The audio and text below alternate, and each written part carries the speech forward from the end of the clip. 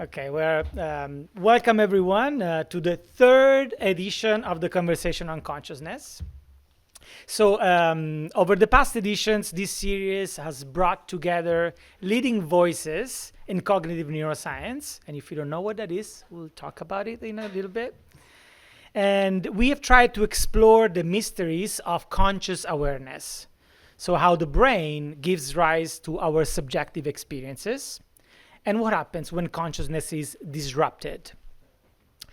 Each year, we have delved into new scientific discoveries, fostered interdisciplinary dialogue, and provided a unique platform for researchers and the public to engage with the latest advances in the science of mind. So the first question that I have for you is, raise your hand if you are a scientist, broadly construed. You can be a geologist or a cognitive neuroscientist. Okay. Raise your hand if you are not a scientist. Great. Perfect. So this conversation on consciousness will try to be for everyone, for both kind of audiences. There will be pieces in which if you're a super PhD stellar, you're going to be like, okay, yeah, I know this already. Doesn't matter. That part is not exactly for you. It's for the general audience. And then there's going to be parts in which it's going to be like, oh, this is very complicated, and they're showing the brain. And maybe that part is for the more advanced scientists. But this is an event for that includes everyone, right? So we'll try to feed different brains and minds, okay? So before we start, sorry, let me show you this. Before we start, we're deeply grateful to Reed Hall, which is where you are, and the Columbia Global Center in Paris for hosting us in this historic and vibrant space. We are in the Montparnasse area, as you all know, and Columbia has a worldwide network of 11 centers all across the globe, and they're all dedicated to advancing knowledge, fostering global engagement, and addressing complex challenges through education, research, and public events like this one. So I really am really happy to be at Reed Hall every summer, because this is a place that really allows us to be in a third space, right? We're not in France, we're not in the US, we're in this third place world where we can really connect people in the sciences in particular, because that's what I try to do. Okay, so that's a lovely picture of Reed Hall. I would also like to acknowledge that tonight's conversation on consciousness is part of what we call the Columbia University Summer Program in Global Neuroscience. Do you mind raising your hand if you're a student of our program? There you go. Okay, around you. Exactly. Applause. So we have in the room 11 undergraduate students from Columbia University that are spending about 5 weeks in Paris studying all sorts of cognitive neuroscience related topic, in particular on consciousness. And this is one of the events that they have to attend. So, okay, this is going to be super fun for them. So in addition to being in class with Alfredo, which they could do, of course, in New York anyway, we actually interact with different centers. We're going to be visiting NeuroSpin in a few days next week, and as well as this event, right, interacting with speakers. And this is a picture that we took last year, so it's not the same students, but we went to Tokyo actually last year, so which is why we were not in Paris. But we actually had the courage to bring 12 students from New York City to Tokyo to attend the Association for the Scientific Studies of Consciousness event last year. So massive endeavor, and this is all thanks to Columbia University. All right. So tonight, for the third edition of Conversation on Consciousness, I have the pleasure to be joined by two outstanding colleagues whose work continues to shape our understanding of the human mind. We have Stan Dehaene, who is professor at the Collège de France. Sorry, my pronunciation is going to be terrible throughout the evening, okay? And the director of the Cognitive Neuroimaging Unit at NeuroSpin, Université Paris-Saclay. Internationally renowned for his pioneering research, Professor Dehaene's work span numerical cognition, the neural basis of reading, and the neural correlates of consciousness, making him a leading figure in unraveling how the brain supports complex mental functions. And the second speaker is Claire Sergent, who is professor of cognitive neuroscience at Université Paris-Saclay. Université Paris-Saclay, right? Better, okay. And at the Integrative Neuroscience and Cognition Center. Her research investigates the psychological and neural mechanisms underlying conscious access in both vision and audition, and including studies involving patients with disorders of consciousness. Professor Sergent's work bridges fundamental neuroscience and clinical application, offering critical insights into how we perceive and become aware of the world around us. Okay, and as for myself, I'm Alfredo Spagna, and I'm in the psychology department at Columbia University, and I'm a cognitive neuroscientist by training. My research focuses on the neural correlates of attention and imagination, particularly in humans. And I'm really, it's a real honor to moderate tonight's discussion and to contribute to this ongoing exploration of consciousness. We just published a little book. It's free, and it's a simple book. We asked 50 students at Columbia University to tell us what it feels to imagine. Okay, so I'll give you an extra second to try to download the ebook QR code. You can download it. It's for free. It's a PDF. It's a little heavy, but I'll give you a second. And of course, this is not the last opportunity you have to look at this QR code. I can give it to you. But if you really are confused but excited about an event, the second QR code is a donate button. Okay, so if you want to donate to our research, you can do it with the second QR code. Okay, Columbia University is not in a good shape, okay, right now. Columbia, we need funds, okay? I don't know if you've heard the news. Okay, I'm kidding. Anyway, that's a prepared slide, so there's the QR code as well. But get the PDF, and may take a little bit of time to download, but again, it's really 50 stories of people answering what it feels to imagine to them. Okay. All right, so I think that we're ready to start. How do we feel with the first question? Ready? Okay, I'm gonna sit down. Okay, so the first question is broad. You can go as broad as you want, and it asks, what are the main recent discoveries in neuroscience of consciousness? Recent and main. Go ahead. So thank you so much. First of all, I'd like to, of course, give my appreciation for being here and for Columbia University invitation.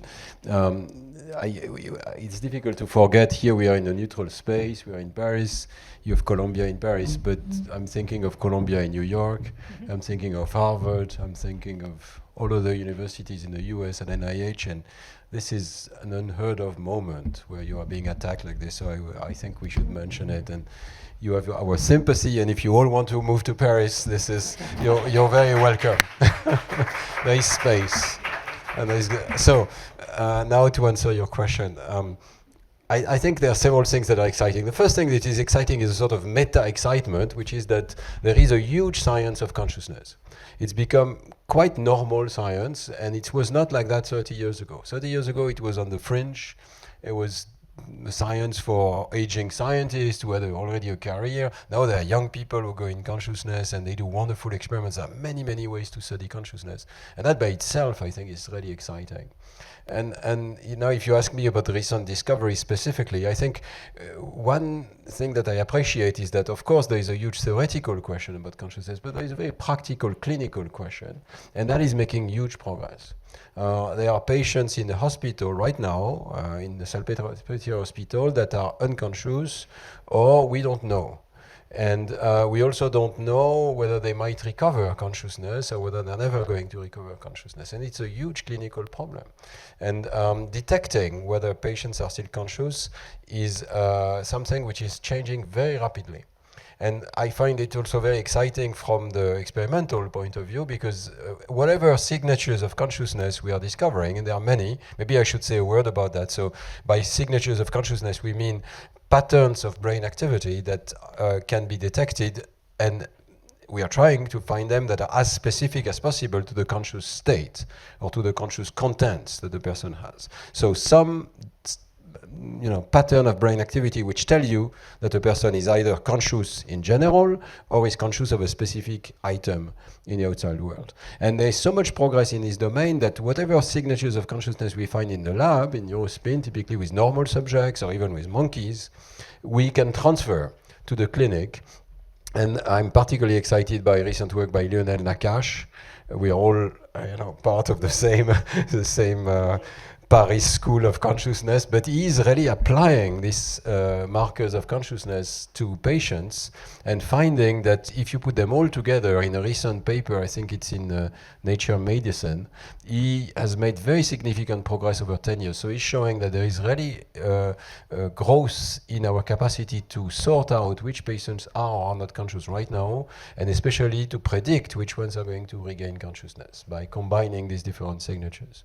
So we don't have the final word yet on the abstract, question of what is the nature of consciousness and so on, but we have enough practical markers from brain activity, from brain imaging, from EEG.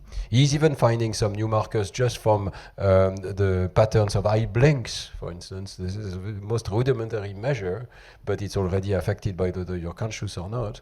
So that's, I think, very significant progress of a practical nature. Now, of course, in the lab, we keep doing fun experiments. Maybe Claire will mention her own preferences. Another thing that I like about this consciousness research is the general discovery that we overestimate consciousness. We think we are super conscious of everything around us, we are conscious of this room and so on and so forth, and there could be a gorilla somewhere, and experiments have shown, if you don't know the gorilla movie, you should really look at it, but experiments have shown that there could be a gorilla on stage right now, and of course when I mention it you would see it, but before I mention it maybe you would have missed it. So we overestimate our consciousness, and it means that there is an enormous amount of computations that are done non-consciously by the brain, and we are still discovering the depths of these unconscious computations, but they are considerable. That's my list. I don't know if Claire is allowed to answer as well. Great list. Please, Claire. Okay, thank you very much. Thank you for the invitation, and obviously I have to share Stan's concern about what's happening now to the university in the US. And but yes, we're fortunate enough to be in a worldwide community, so I guess this will keep us standing. And And as Stan said, we have some room. Yes, and so about what like a sort of diagnosis of the science of consciousness. So I share your diagnosis about, it's made enormous progress. I came into the story, it was only starting, and now we do have established neural correlates. So we know the things that seem to accompany conscious processing as opposed to unconscious processing. But there are many of those. So from all those correlates, we don't know exactly what is the mechanism behind it, but we already can use these to indeed inform diagnosis, and maybe we'll have a time to discuss more about disorders of consciousness, but indeed that has very practical implications. I would say there is an interesting turn in the last years, where we came from a perspective where we were in very controlled protocols, where we asked people to report whether they saw or not. I mean, I did that. I feel I did that all my life, asking people, do you see it or not? Do you hear it or not? Okay, and contrasting both this contrastive method, so using the same stimuli and sorting the trials according to their subjective report, was really the opening door to the topic. But now that we know enough from that, we can move on and and open up a bit more what happens when you don't make a task on the stimulus. So that's one important trend now, that we're trying to extend what we know of the neural correlates of becoming conscious of a stimulus that you have to report to the experimenter, versus becoming spontaneously conscious of something. And another, I guess that links with that, another broadening perspective is connect that, the moment of having conscious access to an information, to more long-term variations in brain activity, so mind wandering, etc. And I think there is a convergence of knowledge, not necessarily from labs that study consciousness, but labs that are interested in understanding, describing connectivity in the brain, functional connectivity in the brain. That that knowledge allows us to understand the dynamics of brain activity across different timescales, and I think we're at a point where we can connect this very focal knowledge of what happens when you become conscious of one information, and how this is influenced by general, maybe not states, because it's not necessarily vigilant states, but different modes of or moods of or mindsets that will spontaneously evolve during the day, or yes. And then there are I don't know, there are many other things I'd like to mention. Please. One. What? Yeah. So please. Yeah. So one of the studies that I really enjoyed recently comes from Paris, of course, and okay. Yeah. Apart from mine and yours, it's from the Dream Team lab from Thomas Andrion and Delphine Oudiette. Thomas Andrion is here, and these researchers. They set out to be able to communicate with people while they are sleeping. And they found a way to do that, because while you're sleeping, your muscles are, you can't move except for facial muscles. So atonia doesn't affect facial muscles. So before people got into sleep, they asked them to use a code with their facial muscles to respond to questions. So they would present them, so correct me if I'm wrong on the protocol, but they will present them with words or non-words, gibberish, and they ask them, for example, to frown if it's a word, or to smile if it's a non-word, and they start to do that while they're awake. And then they go to sleep. You can see that with electroencephalography. It's a different brain state.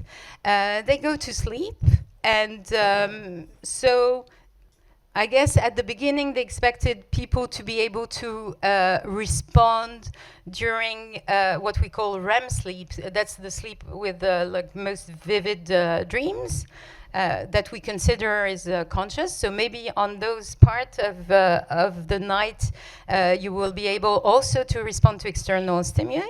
And they did find that. So people that were in REM sleep were responding. But I guess they told me they were surprised that even in the deepest sleep stages, people were not frowning like crazy, but they were sometimes responding adequately. So I think that was quite interesting. And this is an occasion to give a little advertisement for my institution, Collège de France, because the seminar this year was on sleep, and Thomas and several other speakers gave wonderful lectures. So you can find them online if you go to Collège de France. There is wonderful filming and spreading of these great conferences. Fantastic, thank you. So, Collège de France. Yeah, please go ahead. No. How do we find it exactly? Because I see people taking notes. So repeat that. Collège de France in Google. Yeah. Okay. All right, you will find it. Yeah. You were gonna say? Yes. Yeah. So, and there's one more, of topic course. Yeah. I need to mention that I think is really exciting now, and I do think it connects with consciousness generally. That's like amazing advances on understanding the functioning of the hippocampus and how it creates connection relationships, trajectories that are not only spatial trajectories, but also mental trajectories, and how it reorganizes knowledge in the brain offline. I think that definitely does connect with how the brain structures our experience and our knowledge. And it so happens that the hippocampus seems to have be one of the big hubs in the brain, like a big connectivity. So I guess that might be part of what we call the global workspace. Maybe we'll have the occasion to talk about that, but what we think is an important substrate of conscious processing. That's great. So we will dive right into that. So this is a question for Professor Dehaene, who's been part of this big grant that we call the ARC Cogitate. So for the first time, consciousness science finally was able to well, you will talk about it a little bit more for sure, but somehow to compare and contrast two different theories, to what we call competing theories of consciousness. And the process was, the idea was, and the process were great because actually we were able to sit down in the same room, scientists from opponent views of these theories, and really create experiments that can adjudicate between the two theories up to a certain extent, of course. So this project was called the ARC Cogitate, and it was a adversarial collaboration, right?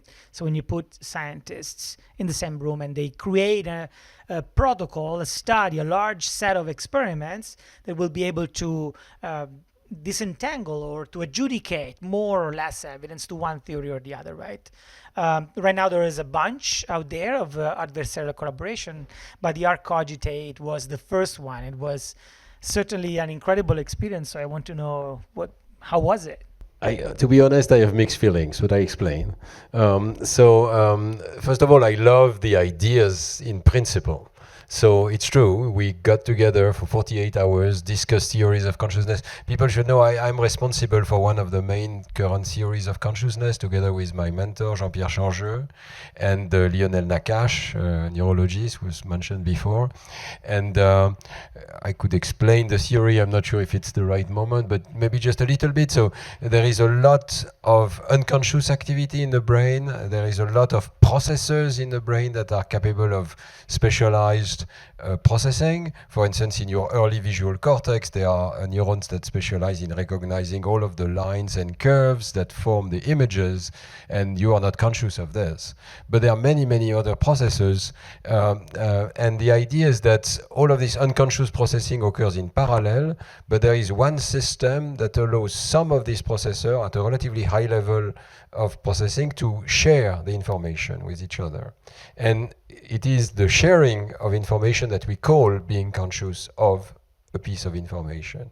So if you begin to be aware of, I don't know, the pattern of my pants and the color, maybe you were not attending to that before, so it was all unconscious, but now you're attending to it, you are able to report it, you are able to draw it, you are able to remember it tomorrow, you are able to do all these things, you are able to share the information globally.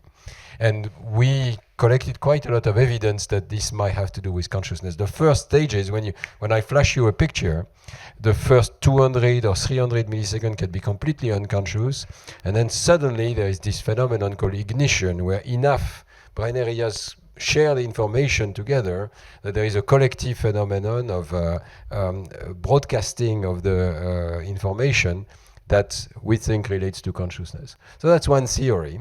And I love the idea of getting together, trying to find good experiment that will tease this theory apart from other possibilities, or just discussing, why we think this theory is right and the others are wrong, and vice versa.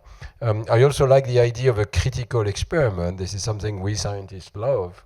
The idea that, you go to see an eclipse and it's enough to see a little shift in the light from the star that was behind the sun, and suddenly you can test the theory of general relativity. We all have this in mind as scientists. But now let's get a bit more serious. This idea of a single experiment solving theoretical problems, either it's a complete myth. Apparently, the observations of the star were a little bit, arranged, and it was not sufficient by itself, or it's just something that's very rare, basically, when you have very clear theories and one thing distinguishes them. It's not the case in consciousness. We are not that advanced that we have such precise theories. And well, another thing I loved with this idea, and the reason why I stuck with it, was some other people quit the collaboration, actually, but I didn't, because I thought they are wonderful young people. They're getting a lot of money to collect great data. And that has happened, really. There was collaboration on getting 100 subjects in fMRI, in MEG, in intracranial recordings. This would never happen by a single lab. And they're publishing all of their scripts, which was going to be extremely useful for further experiments, the stimulus, the analysis. So that's great science. However, and there is a big however, when you try to design an experiment together like this with people, with whom you deeply disagree, well, in this particular case, it turned out that we ended up with a rather banal experiment, I think. It's not the greatest experiment in consciousness science. We did many others, and other people have done many, much more clever experiments. It's a sort of low base that is common between us. So the published experiment is published in Nature, which is wonderful. This also comes with problems because it meant 2 years of review, contradiction. I am particularly angry at one thing, which is we do all this work, it's a long paper, very careful. You can't imagine what it's like to work on a Nature paper. It's crazily difficult, down to every detail. And so in particular, we each get to write what we think of the results. And I wrote very patiently, within the space of 1,500 characters, a very precise statement of why I think this experiment was not very sufficient, and so on and so forth. And was in the paper until the paper gets accepted, and then suddenly a new editor comes in and says, this is too long, you have to cut it by 1/3, and this careful part is now page 122 of the supplementary materials of the paper. So nobody reads it. I've checked. I'm asking people, did you read it? I think it's one of the most important parts of the paper, and nobody reads it. So it gives you an idea of the frustration. There was a lot of frustration with that experiment, honestly. And it's not the final experiment, but I can say one thing. I should not say it. There's a second experiment. So the first experiment was more designed to test the other theory, the so-called IIT, information integration theory. And we each had our preferred experiment, so the result was a bit of a compromise.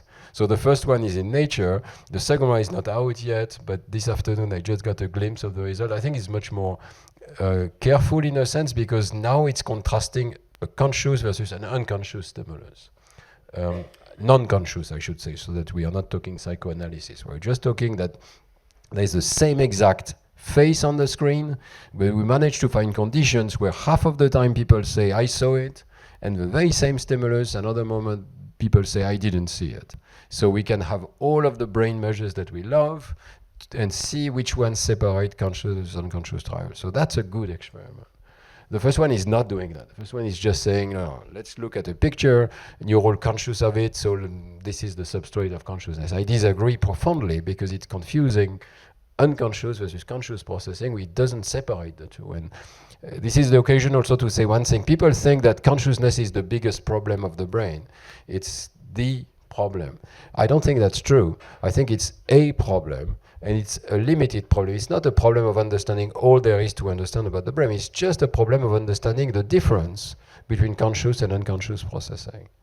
That's difficult enough, but it's not everybody's problem, right? There's still a lot of problem of understanding how we process language, how we recognize pictures, and a lot of that is unconscious. So consciousness is a limited problem, and we should focus it by having these minimal contrasts. So anyway, you should all wait for the second experiment before deciding which theory of consciousness is right or wrong. All right. And I won't tell you the results. Awesome. Okay. So again, I think that as you said, if I can reiterate or stress what I really liked about the adversarial collaboration is the fact that, again, it was the best attempt with the best idea that we had at the time, right, to collaborate, to be in the same room and try to build one or more experiments together, right? And that's not easy, right? So from the idea of doing something together among different proponents of theories to the implementation, it takes a village, right? And it's a long way, right? Yeah, and one thing that's great about it is also that scientists need to be able to detach a bit from their theories. It's okay if your theory fails, right? I mean, there's a whole, maybe it's even better actually if you can reject theories. That's the name of the game in science, and we should be quite okay, and most of the time we are quite okay with it. But with big theories like that, you would like to be right? So there is this. So the discussion led to a bit more relaxed situation where we would be more happy to just get results that somehow clarify the theoretical picture. Absolutely. But it's not the best experiment we could do. That definitely not. Everybody agrees on that. And that created an international discussion also where people say, well, why is this in Nature? It's not the best experiment. It's just a big collaboration. Big is not necessarily beautiful. And all of that is right. I think it's a valid discussion. Absolutely. But the data is available, the code is available, so people will be able, also our students in the room, not only our 11 students, but anybody can learn and practice. And also reanalyze the data. And that's also very, very important. So again, that's also part of the goods that came out of this project, right? The fact that now there's data available to everyone interested in, doing additional analysis, having additional questions and so on. Because sometimes we tend to err on the other side, which is creating an experiment and having our own data, and then nobody can touch them. Right? I'm the only one that can analyze the data and so on, and that's creates other problem, right? Because ultimately our research projects are funded by usually public money, right? So it's important that the data kind of gets shared and again, I should mention the young people who did this experiment are fantastic, and Indeed. well, they are mid-career researchers, but we should mention their name: Lucia Meloni, Liad Mudrik, and Michael Pitts. Yeah, terrific. And something like 20 students on their teams. Yeah, it was fantastic. That's great. So now I will go to Professor Sergent, and you have recently been awarded a ERC grant, which is an European Research Council ERC grant. It's a consolidator grant, which means like a middle career, kind of. Is that a good way of saying it, right? So you're already consolidated, you have your own running your lab, and now you have this project. And the project is called Conscious Brain. And I wanted to tell our audience and discuss with us what is the goal of the project, what's the difference with the ARC-Cogitate project, what you can envision, and again, what are you expecting? And also, again, trying to give more insights to different audiences in the room. Also, what it means to have a big grant. How does it work to get a big grant and whatnot, right? How frustrating is it? Not frustrating at all. Okay, so many questions. If I forget you'll ask again. Okay, so yes, no frustration so far. That's really cool. That's a fantastic opportunity. As I was saying earlier in the small committee, what's amazing, it gets you the chance to hire amazing people and work with amazing young people. So yeah, I guess that's some of whom are in the room. That's extremely exciting. So what is it about? It's very much about things that Stan already mentioned. So I'm also very interested, and I got started in your lab as a PhD student. I'm also very interested in understanding this little contrast there between processing an information consciously, being able to report it, being able to do a lot of things with it, as you mentioned, versus processing it unconsciously. And is there such a thing as unconscious processing? So I guess it's still my starting point.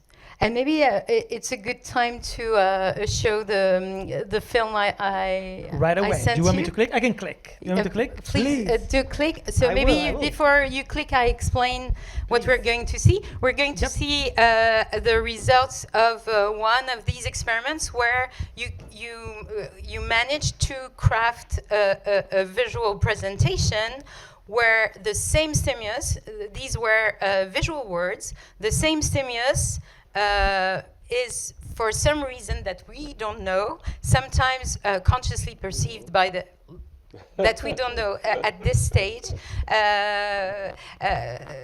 or not from like just as the external observer that don't have the brain activity. For some reason, sometimes participants say that they've seen the stimulus, and then on another presentation of the same stimulus, they will say, oh no, there was nothing on the screen. And that was like already very drastic in their report. So we sorted the trials according to these responses and got the the classic movie. I should say Yes. this is Claire. I suppose this is Claire. yes, Classic the movie. attentional link. Yes.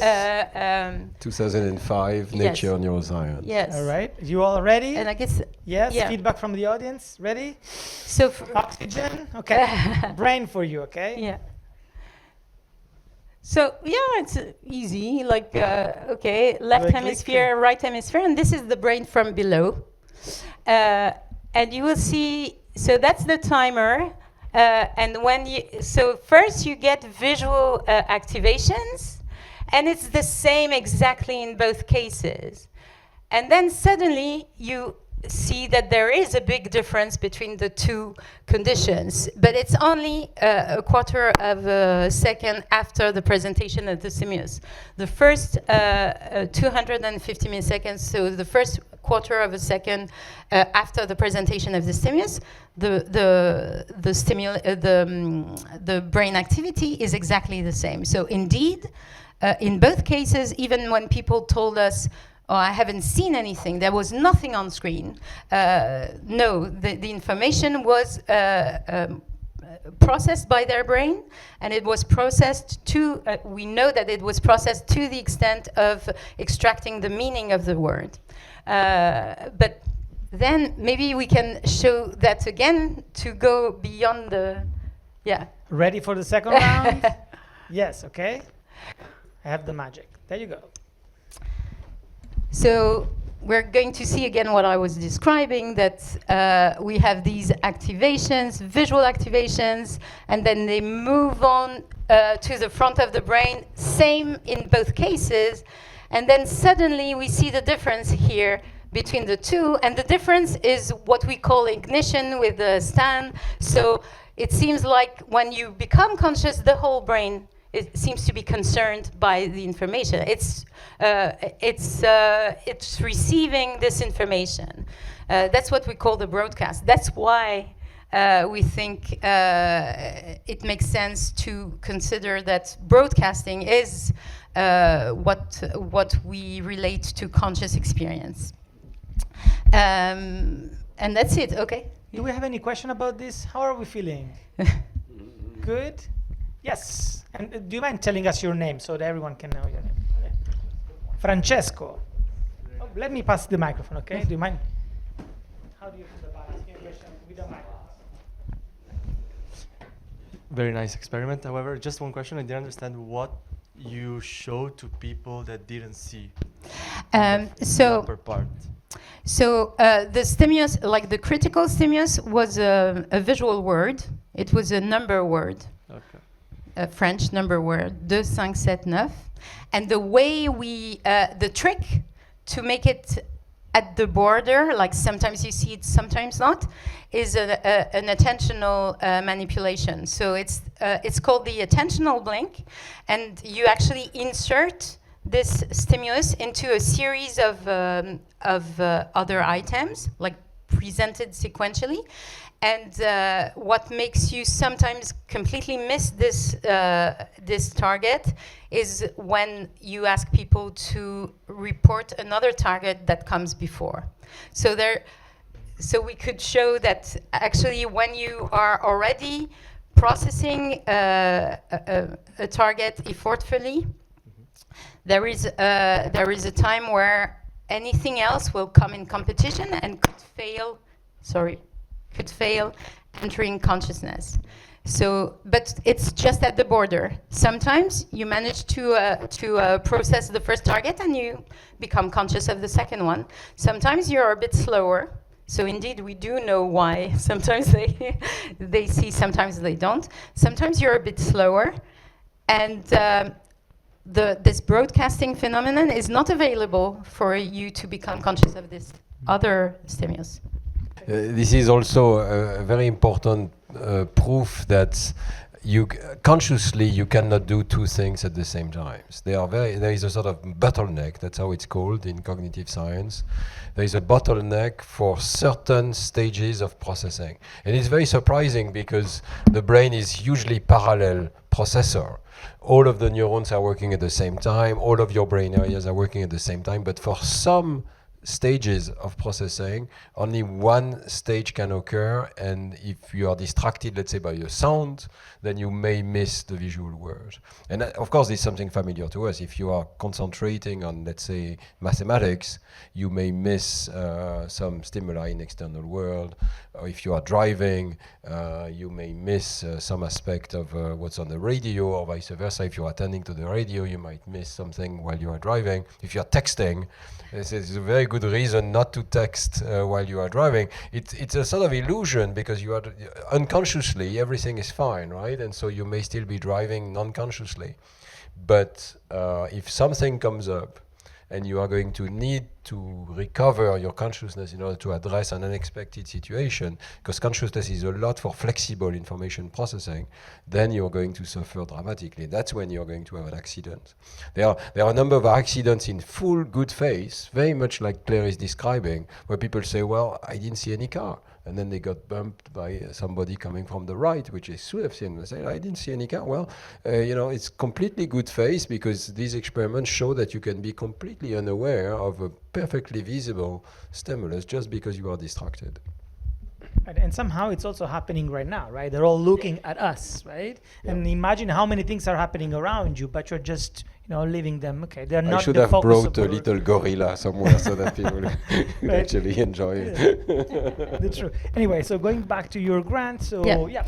And okay, another so video also, if I remember correctly, there was another video. So that's a visual illusion. So maybe to have a break later, but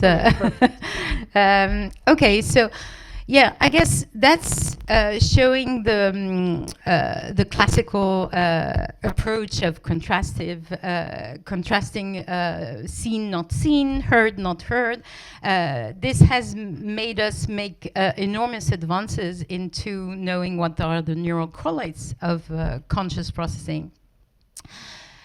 But this has not led us to a consensus about what are the mechanisms of becoming conscious. Here I show you like my best video. It's like crystal clear. The interpretation seems to make sense.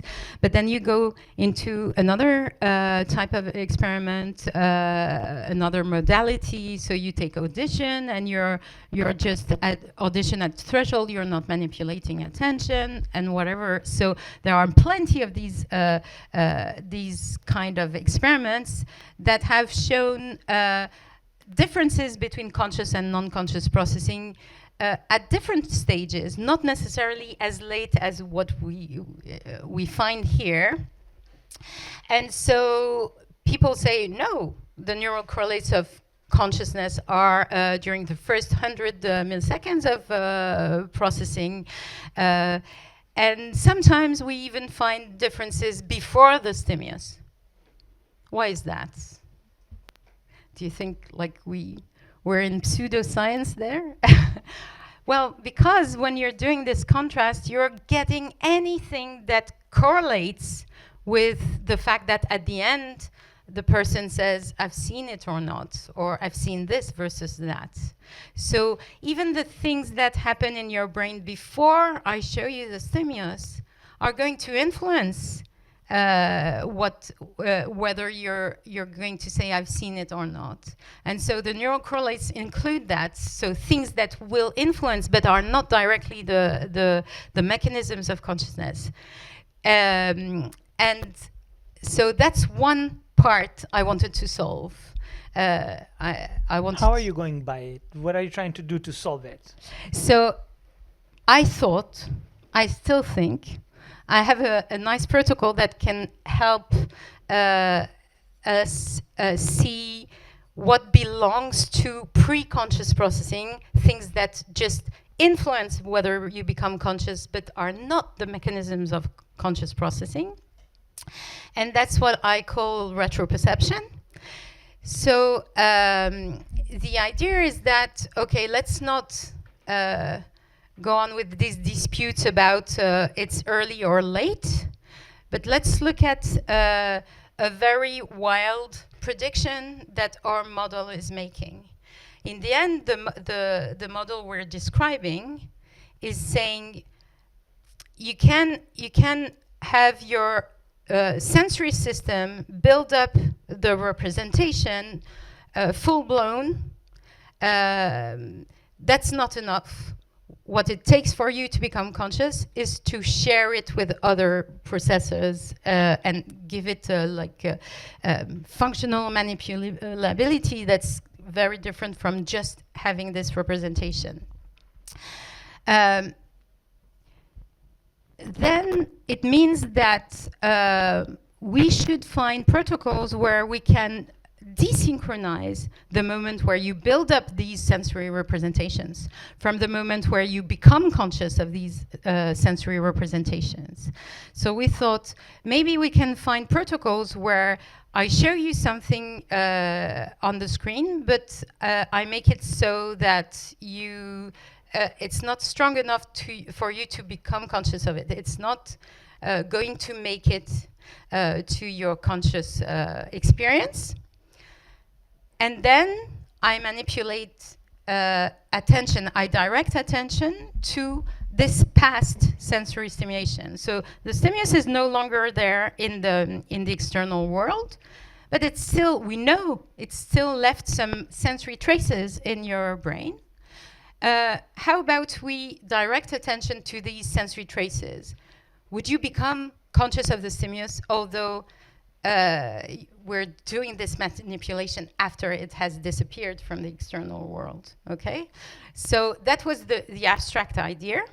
And the first, and now we're developing different protocols on that, but the first protocol that we tried out was a very simple one where people were fixating in the middle, and they had to detect a small, that's Gabor patch, but like stripes, but very faint stripes that would come to the left or to the right, like very boring experiment. And so fixating, presenting stripes on the left and on the right, and people had to detect the stripes, okay? And we could show that it was very, like they were missing the stripes very often. And then we added an attentional cue. So after the stripes disappear. Probably the person has missed the stripe, and then we attract their attention to the side where the stripes had been presented. And we could show that it's, then people said, oh yeah, I've seen the stripes. So yeah, so and that was from the classical literature, that was obviously not going to happen. But thanks to this model, we could make this wild prediction, and it proved correct. So that's one of the protocols we're building on to try to desynchronize like sensory buildup from becoming conscious of the stimulus, now in neuroimaging, and so separating them in time and then seeing what's left when you do that. So that's one part. And on the other side, trying to go from the correlates to really the core mechanisms of becoming conscious, is a project on disentangling conscious processing from decision-making or task-related processing. So that's, I've mentioned that a bit before.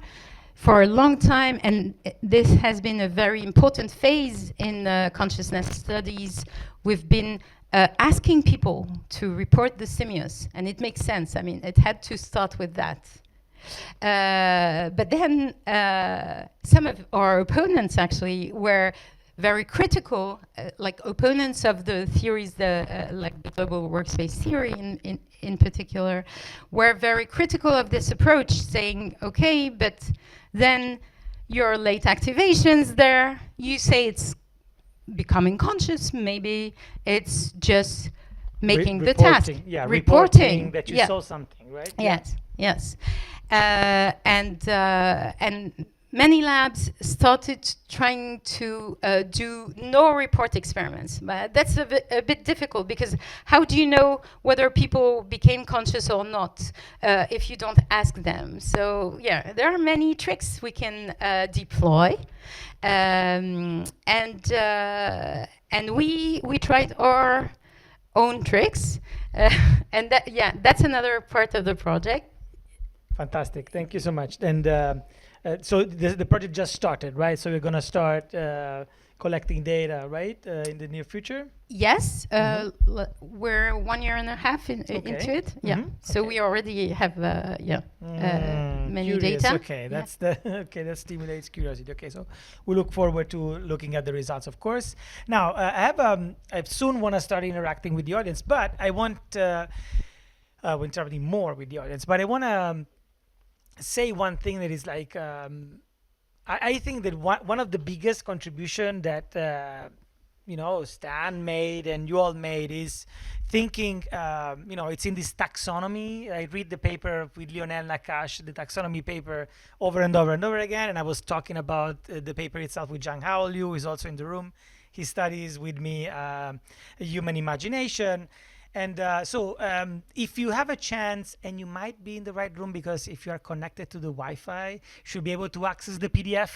But if you have a chance to read this paper, it's from 2008, if I remember correctly. It's a conscious pre-conscious, 2006. Oh my, okay. Conscious pre-conscious. Okay, so time goes by. Anyway, maybe I'll share the QR code or the link soon. But the beauty of this paper is that it shows you a very simple table, in which that shows that somehow consciousness can be summarized, and of course it's some simplification, in that special moment in which both your attention is present towards something and the signal strength, so how clear is the stimulus you're trying to pay attention to, is also high, right? So to become conscious of something, now I have my student Ashlyn right in front of me. I'm looking at her and the signal is strong, right? I can see vivid the red dress, right? And that's when I become conscious of Ashlyn, right? And suddenly everything else goes into the background, right? What's beautiful of that table, and sorry, I didn't mean to just play the violin stand, that's very beautiful table, is just to say that actually it shows you that only a quarter of the space is consciousness, but there are 3 other pieces that are pre-conscious or subliminal moments in which actually, if you are not paying attention to something, but the signal is strong, you may miss it. Or if you are paying attention to something, but the signal, what you're trying to pay attention to, is very faint, right? It's fleeting. You can't catch it. You can miss it, right? And even more so, you're gonna certainly miss something that you're not paying attention to, and the signal is not very strong. Do you want to test it? Think about what's going on behind you, right? You're not paying attention to what's behind you, and there's no signal coming, a little bit of signal coming through your senses, right? Therefore, Ashlyn can't be conscious of Ben sitting right behind her, right? Because there's no attention and there's no signal. And the beauty of that table is that it shows us that there is way more unconscious stuff going on than conscious stuff. And I think that we all experience life in that way, right? We're just more focused for philosophical reasons because it's under our nose, right? To the conscious part of it, right? And that's like, so I'll try to share the PDF at some point with you all, okay? What do you say? I'm glad you like this paper. It's one of my favorites. Yeah. I know where I wrote it, in a train from Amsterdam to Paris, which takes about 5 hours. So it was also a pleasure to write, and it was quickly accepted. You wrote that paper in 5 hours? Well, not quite, but no, it's a little bit like that. I don't know. I write papers. There is a lot of unconscious maturation. You have to believe in your own science, right? There is a lot of unconscious maturation of papers. Yeah. And of course, part of it is conscious as well. Like in the shower, you relax, and you. And for me, there is a moment where I know I can write it, and then the writing will be fluent. But what you mentioned is important also in one way, is that, and what Claire said, consciousness is slow. That's something that we've learned. We think we are online with the world, so there are two ways in which we are completely wrong. We think we see a lot and we don't. We see what we attend to, but we are also not online with the world. Consciousness is very slow and late, at least by 300 milliseconds, 1/3 of a second, but sometimes more, as Claire was showing. And we have a nice little paper where we show the signatures of consciousness in babies. And babies are at least 3 times slower. So we think that they are conscious because they have the signatures of consciousness, but they are at least 1 second behind the world because the brain pathways are not myelinated, they're not fast enough.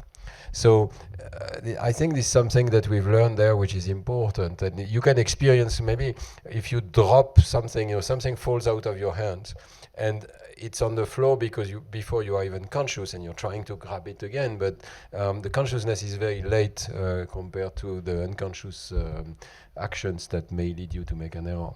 So this taxonomy is still holding, I think, and many people have used it indeed.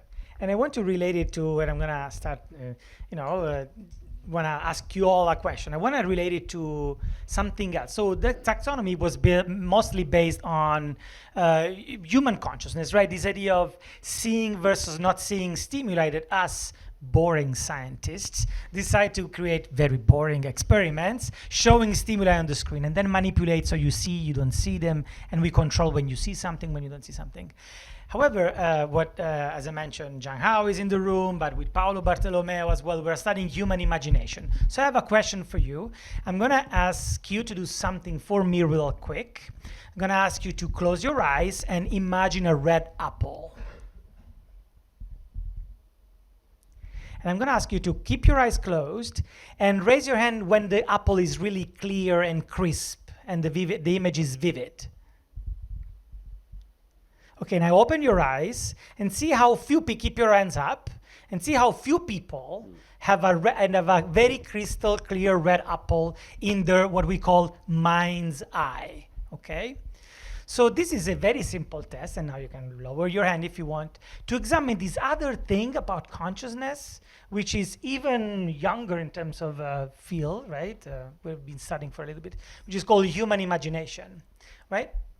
So somehow we all feel that we're able to create mental images at will, right? I want to imagine a dragon, and now Alfredo is on top of the dragon, and the dragon is purple, and the dragon is flying, and is flying across the southern Italy because that's where I'm from, and so on. So we can come up with stuff, right? And keep building and keep building. Now, actually, it turns out that not everyone is able to create mental images at will, or when they are, they're not really crisp and clear and clear, right? So this condition somehow is called aphantasia. So these are individuals, so aphantasia. So these are individuals that have no experiences of mental images. Now, if you're willing to share it, I'm going to ask you to raise your hand if you have aphantasia. Do we have any aphantastic in the room? There you go. 1, Thank you too, and so on. So it's very interesting, and we're beginning to study, and personally I'm trying to fold this idea into the taxonomy, because what does it mean that you don't see anything, right? Like if I close my eyes and you tell me, imagine a red apple, well, it's not crisp and clear. It's not like it's in front of me, right? But there's something, there's a shape and there's some color. So we're very curious, and we began investigating what happens in the brain or in the mind of people that report, I don't see anything, right? And how that relates to creativity, right? There are painters who have aphantasia, right? So how do you even, say it again? What do they paint? What do they paint? It must be Picasso because he copied everybody else. It may be because I don't know about Picasso, but sometimes they, and I'm gonna get to you real quick, sometimes they are like more abstract art, but sometimes they have faces. So I've asked to this a fantastic painter once, I was like, Eric Anderson, if you download the book, you will see his stuff. And I asked him, like, Eric, how do you paint? What does it mean for you to paint? And he looked at me like, participants look at us, scientists, okay. And like, oh, that's a bizarre question. You know, like, why are you asking that thing? That's so simple. And he did this, and I was like, I get the paint, I put it on, and if I don't like it, I take it away. I was like, what? What? Say it again? And it was brilliant. It's just like, oh, I'm using another strategy. I don't need to have mental images to paint. I put it and take it away. And I think that was like so, we have some work to do, mental imagery scientists, because we don't have an idea. So do you mind telling us what is your experience with faint mental, and what's your name also? My name is Laurel. Laurel, right? Sorry, there's a microphone for you, Laurel. I don't know. What do you want to know? So if I ask you to close your eyes and imagine a red apple, what happens? Well, I don't. You don't see it. Okay, so I can relate back. So I don't see it. But I describe it to myself in words because I know I can't see it. So my strategy is to use words, and I remember the words. There you go. So my strategy is to use, it's an alternative strategy, right? Which poses a tremendous challenge to this field for what we're trying to do, because people without mental images can do our experiments perfectly fine. They're just using a strategy, and we're like, oh no, that's not good, right? So thinking about how hard it is to do science, right? So what do you think is going on in aphantasia, or maybe if it's too hard or too difficult to answer, what does it mean to imagine something? Or when do we become conscious of mental images? And you both are trying to answer at the same time. I see you're ready. Okay, so you know better than me, but I can. I try my hypothesis, and you tell me what's correct and what's not correct. So from what we've been seeing, we send what we call a bottom-up information. So in input, there is something that is built up in the sensory cortex, sensory cortices, and what we say is that it's not enough to perceive consciously. You also have to send it around to the other processors. But then there is also an influence of these other processors, so higher level processors, planification areas, language areas, over these systems, like sensory systems. There is a crosstalk. So my guess about these individual differences into imagination, vividness of imagination, relates to connectivity, which is, I think, the key of many of these questions, and thinking that probably for some reason in some people, and because it's not a question of survival, because it's okay to not have a vivid imagination. For some people, if this connection of higher level areas trying to simulate sensory inputs is not working particularly well, but the language system can make up for that. Stan. So, first of all, I think we overestimate our mental images. They are not images in the head. They are high-level information processes that give you the impression of having an image, but this is not the right way to think about this. And there are many experiments showing that you don't really see images. You create some top-down patterns that have largely abstract content, actually. We've done experiments also in mathematicians, but there's also your beautiful experiment with Zhang Hao. They don't activate the early visual cortex, even when they claim that they really have these very vivid mathematical objects. They activate high-level visual areas that we think have a sort of abstract description, not a little picture in the head. The picture in the head metaphor is wrong. So that's the first thing. So even when we say we have mental images, it's more like high-level contents, maybe even propositional contents in part. It's something like a red apple brought together. Okay, and so we are not so different. Phantasics and aphantasics, we are not so different. But indeed, one key difference seems to be how the processors that contain this high-level information about the identity of the apple, the identity of the color, speak to each other and to the rest of the brain. They seem to be partially disconnected, and Zhang Hao found this in our 7 Tesla imager at NeuroSpin. I think it's a very plausible explanation. So in a certain sense, it's also the case that we are almost the same, phantasics and aphantasics. We have the unconscious processing going quite fine, and we are able to, somehow answer the same questions. This was the case, right, in your experiment, that people could still answer questions. I remember there was one which is the face rather round or rather straight?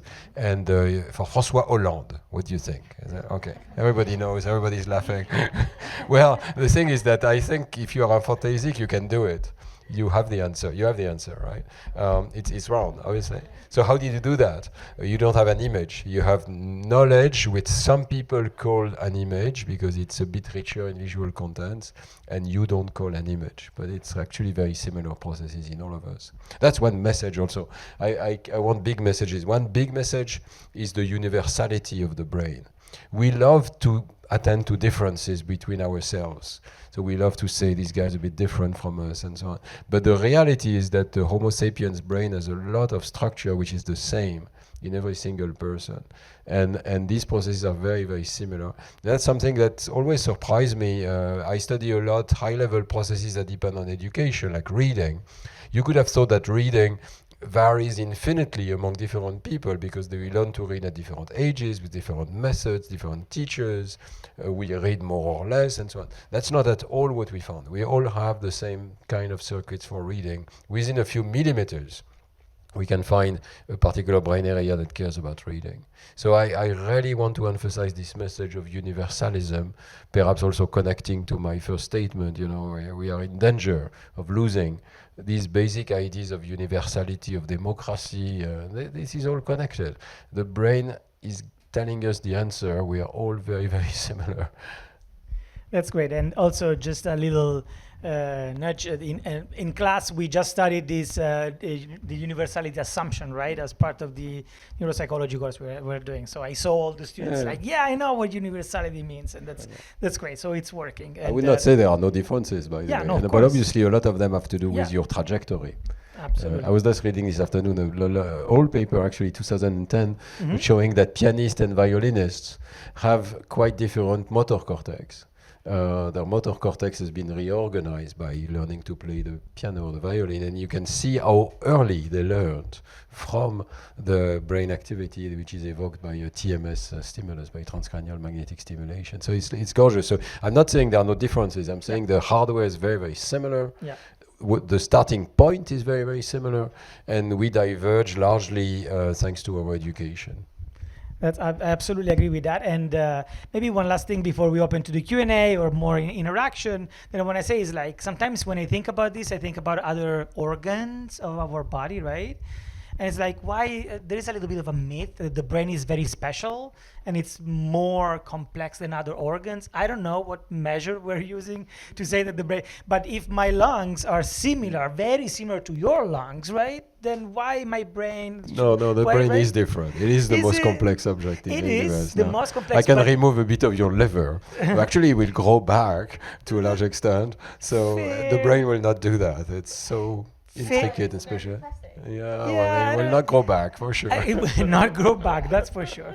But I'm thinking, like, I think in terms of evolution, right, some things are very similar across different organs, or at least trying to demystify the brain as this thing that is beyond, way more complex than other things. I'm not sure. Maybe curious to know what we're using, right, to say that. I think it's the most complex object in No, the it's- universe. Is the most. How far away is from the second most? That's my point, right? How more complex than others? I don't know yet, let's say, right? Okay, but why don't we, go ahead. Yeah, maybe complex, I don't know, but physiologically, Oh, yeah. it's so much protected. Like it's the organ that is protected. That's fair. And I think it's, it's 20% of energy consumption, and but it's very small actually. And its cells are crazy. It's 2% of our weight. You could say, close your eyes and think of a cell, and people would think a little round thing, right? But brain cells are not at all like that. Brain cells are crazily dendritic. They have giant dendritic tree, and they have this super long axon that can be more than several meters in a giraffe, for instance, okay? So, because of the length of the neck. So, some neurons are cells that are crazily different from other cells in the body. I'm glad to say that my And they are very different from each other. Yeah, There's and so it's many different this types. connectivity that makes it amazingly Yeah, complex. We could speak like Yeah, hours. sorry. I don't know. This is our favorite organ. I want to say that I'm glad to say that my trap worked, because that's what cognitive neuroscience is. I told you at the beginning I was going to tell you this is like, the interest in neurons, right, and nervous system. Anyway, we have some time for some questions, and again, I'm going to just ask you to, I'm going to channel Ned Block, who's a philosopher, and he always says one thing, which I always like to say: short questions, short answers, okay? So no long questions, because long questions we get lost. And another thing, which is borrowed by another friend, is one question per question, okay? So that's a good one, okay? Take a note, one question per question, and short questions will get short answers, and then we have more opportunities, okay? So who wants to give it a shot? And Andrew on the back will help you. So just feel free to raise your hand, and if you can tell us your name.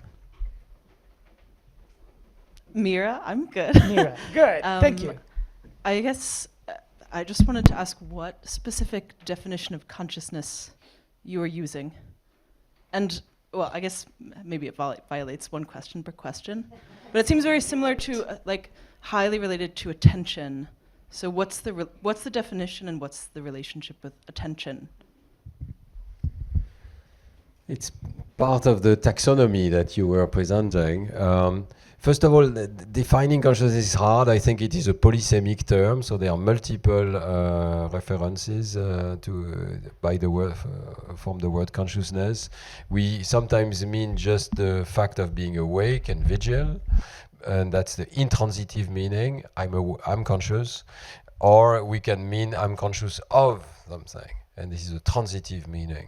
And we have to carefully distinguish the two. They relate to the state of the brain versus the particular processes that are launched by a given stimulus that makes you aware. So we try not to be blocked by the definitions. The definitions will be clearer when we have a clearer theory. That's what I think. Now the relation to attention is becoming clearer. We think that you may have attention and yet not become conscious of a stimulus. We've shown this actually, so it's not enough to place your attention on something. It still may not be sufficient to become conscious of information. Vice versa, there is a discussion, but we think that it's not possible to be conscious of something without some form of attention. It can be bottom-up attention, where the object attracts your attention, or it can be top-down attention, where you want to attend and you find information in the external world. But we think that attention is necessary for consciousness, but not sufficient. That's about as short an answer I could give. Lovely, Claire. Yeah. So I agree. I'll just complement that. so yes, it's a very polysemic word, and so there are different aspects that can be studied, and actually different labs are studying, defining or trying to attain different things when they're saying they're studying consciousness. One difference is between consciousness state, so are you asleep or in coma or awake, and conscious content, as you said. One central notion also is the notion of self. So conscious processing relates to inherently subjective experience. Identity somehow, right? Identity. So I would say that also, and if you go into the big conference, international conference on consciousness, you see all that, people that are interested in all that. And I think that's also what I enjoy there. And how do you build this possible virtual machine that you call yourself? How is it constructed, and how does it connect with your experience? I think it's also one fascinating question. But what I find also intriguing and interesting is that this word seems to be there in every culture. It's probably shaped by our culture very much. But I would say that's an interesting starting point, because it tells us that it's useful for us to have a word to speak about our own functioning to the others and to ourselves. So yeah, again, I agree, we don't have a definition. Science will also bring some new ways to see this phenomenon. But yeah, its polysemy is also what makes it interesting. How am I doing? Yeah. I'm fine. My name is Deborah Jenner. I'm not a scientist, as I did not raise my hand in that category, but I did do a doctorate on consciousness and art history. So you mentioned terminology. In Sanskrit, over 3,000 years ago, they have 10 words for consciousness. Yes, I can give them to you. One of them is what you just talked about, the awareness of self. There are 9 others. In English, we just say the mind. In French, there's no translation of the mind. Why? There is an adjective. I'm Italian. Okay. Sure. We say le mental, but not the mind. So we have an adjective, but not a noun.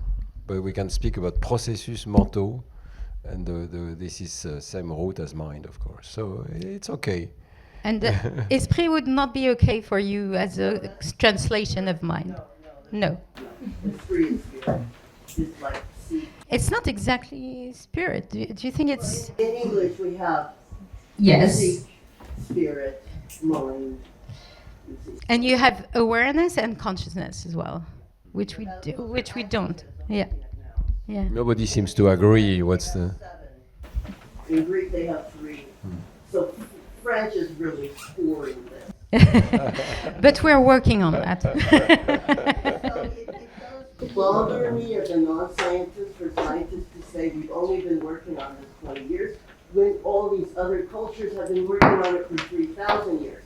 And even Harvard had a mind science symposium back in the 90s. So acknowledge it, your baby. I'm glad to be. I'm okay to be a baby, but I will disagree very strongly with the idea that there are so many ways to study consciousness. Let's do meditation and we'll understand it or something. That's not right. I think there is a science now of consciousness because scientists develop methods to study it.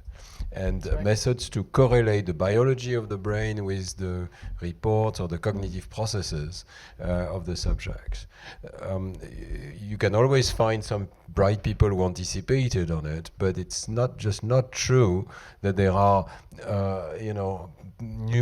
always new ways to find truth. I think science is one way that we find truth, and I'm sorry to be a little bit reductionist in this domain, but I think there have been enough crazes in the domain of consciousness as well, that the only way to discover the truth is to study it carefully with the methods of science. We may disagree. And that connects. Connects with the history of this science. Indeed, for a long time, consciousness was the subject of psychology, the central subject of psychology, but it was studied through introspection.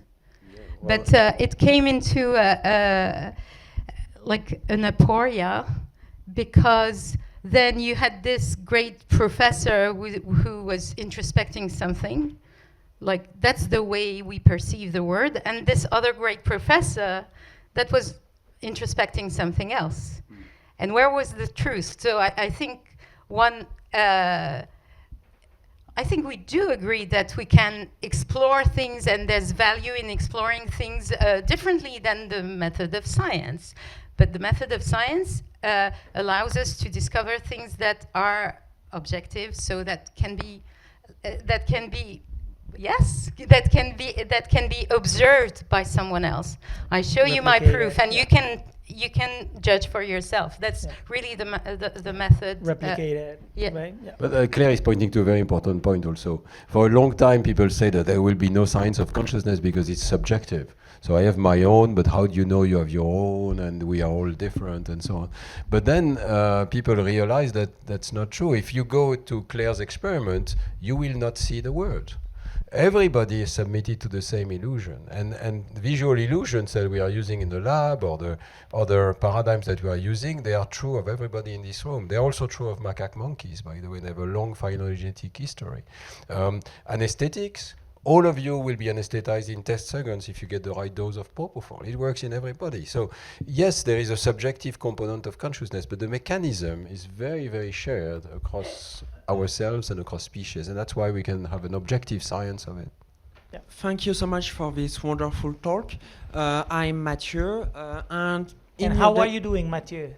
Very fine, thank you. Great. And in your definition of consciousness, you are really linking it to the dissemination into the brain. So can we be conscious of can we have a memory of an unconscious event? And how could you link it also to people with somnambulism? Thank you. That's the difficult question. It's when you point to the other. No, there is a. Well, first of all, most of your memories are unconscious, right? They are laid down in a way which is inactive, and they will only become conscious if you reactivate them. And then they will, as part of this process, they will be reconstructed, actually. So it's not just pulling a drawer and finding a memory. It's actually reconstructing a state from knowledge in the connections and a lot in the hippocampus, and rebuilding the active state in the cortex that might have corresponded in part to the original experience. So all of your memories are unconscious until you reconstruct them in this way.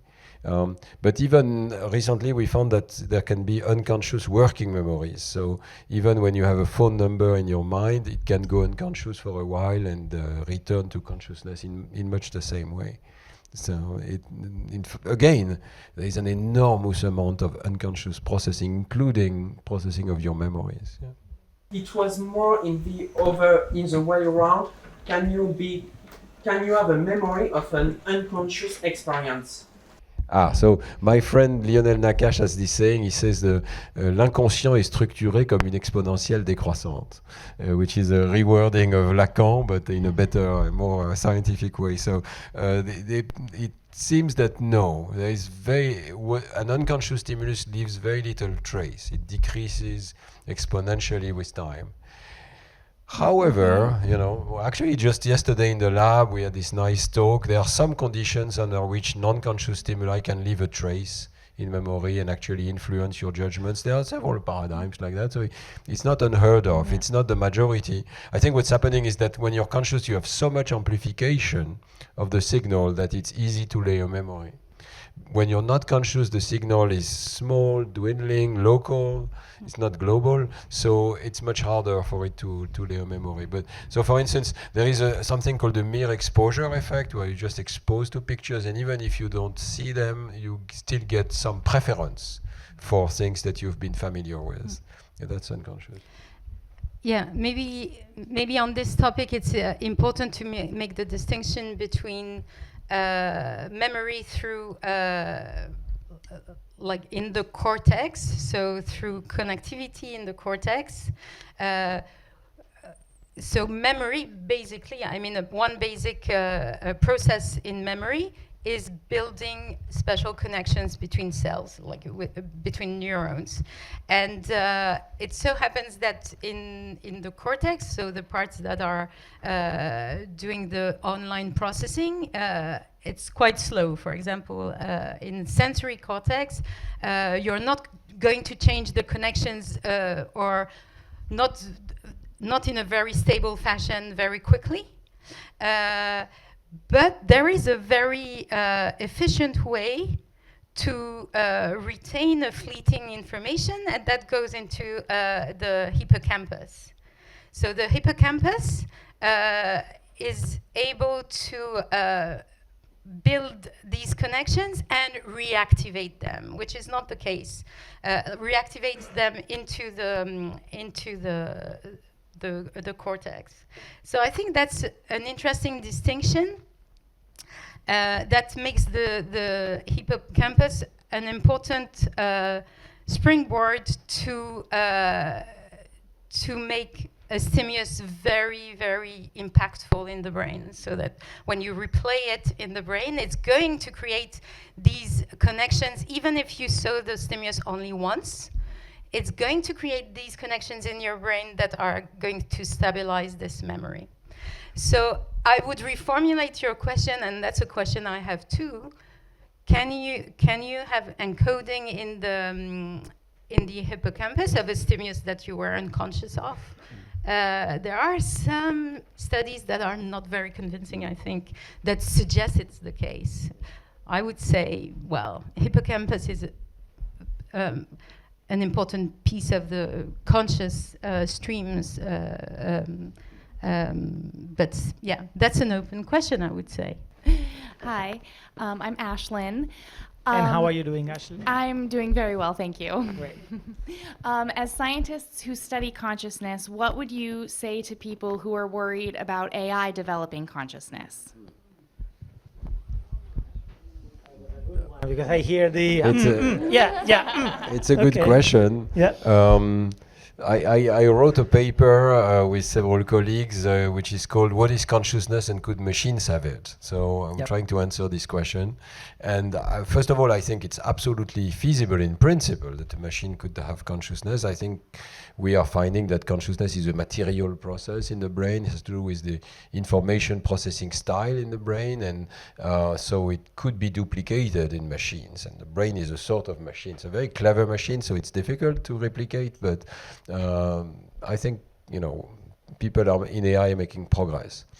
I also think it's not going to happen spontaneously. So all the crazy talk about the singularity, somehow the internet is getting so big that it's connected to itself and it will become conscious, and one day we'll wake up and there'll be this conscious entity. I don't believe that for 1 second. I think it's an architecture that creates consciousness in us, and so we need to work hard to duplicate this architecture and these functional processes. So that requires some actual work by scientists and engineers. Are we close to it? I don't know. I think there was, again, a lot of craze about, ChatGPT being able to say I'm conscious, and therefore, of course, it's not. It's not at all. It's a feed-forward process, spitting out words one after the other. It's not at all what we think is a conscious machine. But can you make one? There are, for instance, Joshua Bengio, who is one of the AI leaders in Montreal, is actually using the workspace architecture and showing that it's useful for the system. In France, we have Ruffin van Roelen, who's absolutely great scientist in Toulouse, adding a workspace architecture to existing deep neural networks and finding that it's very useful for them, and it mimics a lot of the phenomena that we think relate to consciousness. So I'm not sure. AI is making so much fast progress, yeah. And finally, there is the question: should we be afraid of it? And I'm not necessarily. I think. I mean, we may have wonderful colleagues, helpers, and perhaps it's better that they have some form of consciousness. If you are in a self-driving car and it's not conscious, would you accept to be driven by a taxi which is not conscious? No, you would prefer it to be conscious and being able to attend to the important things and so on. So I think it's the same with machines. Consciousness is a useful functional property, so we may want machines that are really clever to have it. If we send a robot to the moon, we may want it to be conscious because that's a useful functional property if it is alone there and has to take important decisions. So that's my general thing. What I'm really afraid of, I will tell you what I'm really afraid of. I'm afraid of AI which is not under public control. And therefore I'm afraid of AI which is in army labs. Because there we have no idea what's going on. In China, in the US, in France, big arms dealer. Everybody is doing this arms race right now to try to have these machines that are more clever, drones that are self-driving and so on. And they are going to do everything it takes, basically, to make it a better machine than the other. So we are in this big arms race at the moment, unfortunately. And this really, if there is one reason to control AI, is that. It's not that your appliance may become conscious. That's a great point. Thank you for reminding us of that. Yeah, Claire. Yes, so I agree on this point that there's no reason why there should not be a machine that becomes conscious in the end, because I do think that it's a functional property that can be implemented in matter, and it needs not be biological matter. I think it's really a functional property, but I think that when you're saying I don't mind. I prefer a machine that is conscious driving the car, or you're talking about the kind of consciousness where we connect the different processors so that we're more clever than just the individual processors. But I guess we have to put into the picture the other aspects of consciousness that we care a lot about, and which is having a subjective experience, like having an idea of the world, like building up an idea of the world, having a rich internal world. I guess current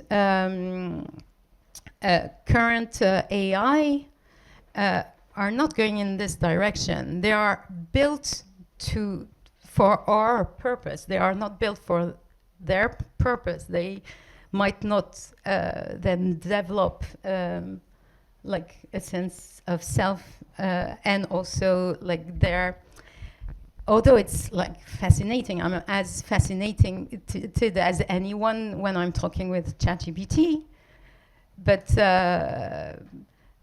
these words they're using, they have no outside reference in the world as they do for me. And they don't have like the very rich experience we get, and I think that gets into the picture of what we call consciousness. So in that sense, I think we are very far from that, but from the sense of a clever machine that not only does very systematic things, which we think is the unconscious processing we get also in a human brain, but also can connect all these processes to do new things. Yeah, probably we're close to that.